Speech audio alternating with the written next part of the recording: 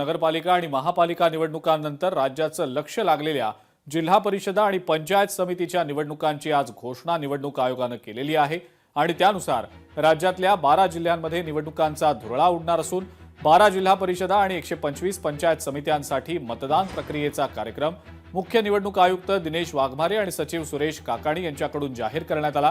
त्यानुसार राज्यात 5 फेब्रुवारीला मतदान होणार आहे आणि 7 फेब्रुवारीला मतमोजणी होणार आहे। आयोगानं निवडणुकांची घोषणा करताच निवडणूक क्षेत्रात आदर्श आचारसंहिता लागू करण्यात आलेली आहे।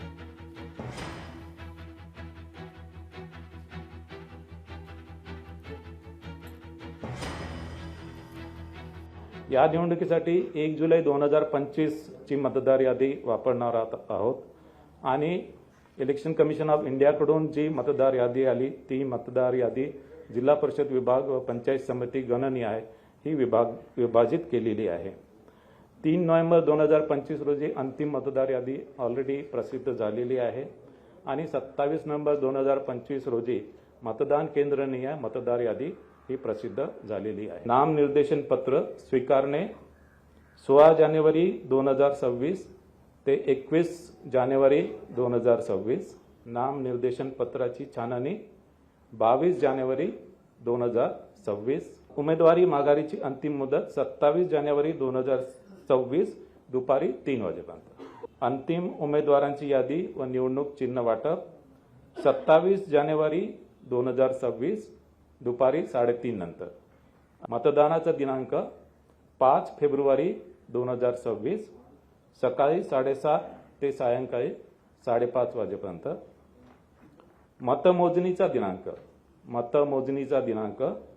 7 फेब्रुवारी 2026 सकाळी 10 वाजेपासून।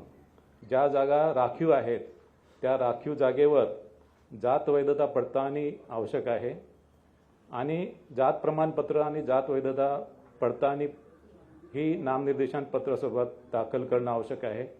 मात्र एखाद्या उमेदवाराकडे जात वैधता प्रमाणपत्र नसेल तर त्यांनी जात पडताळणी समितीकडे केलेल्या अर्जाची सत्यप्रत किंवा त्याच्याकडे अन्य कोणताही पुरावा असेल की त्यांनी अशा जात पडताळणी समितीकडे अर्ज केला त्याची प्रत त्यांनी सादर करणं आवश्यक आहे।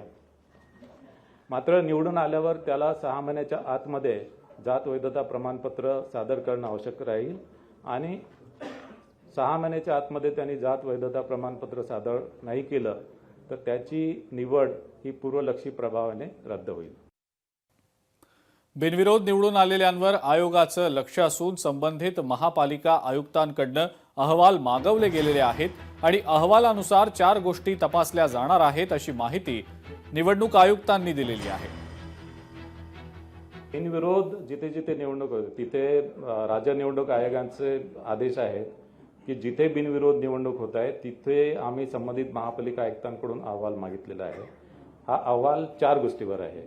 एक तर बिनविरोध निवडणूक मध्ये जो उमेदवार बिनविरोध झालेला आहे त्या उमेदवारांनी इतर उमेदवारांवर काही दबाव आणला आहे का, नंबर 1। यामध्ये त्या निवडणुकीमध्ये माघारी घेतलेले उमेदवार आहेत त्यांच्यावर काही आमिष दाखवलं का, नंबर 2।